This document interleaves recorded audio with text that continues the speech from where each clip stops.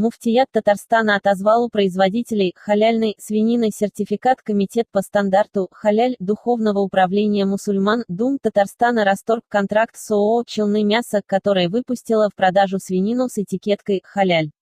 Об этом на пресс-конференции заявил глава комитета Марат Низамов.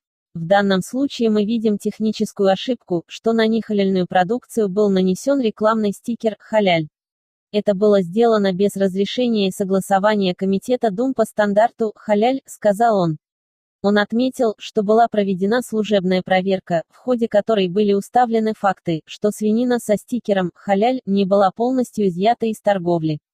Представители муфтията приняли решение полностью отозвать свидетельство комитета и сертификат соответствия.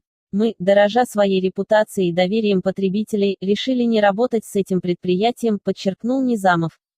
Напомним, халяльную свинину обнаружили на прилавках Татарстана на прошлой неделе.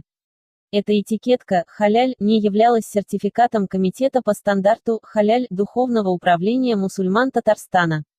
Да и свинина, в принципе, не может быть халяль. Президент Татарстана Рустам Минниханов также отреагировал на инцидент и в субботу поручил провести проверку продукции халяль, выпускаемой в Татарстане.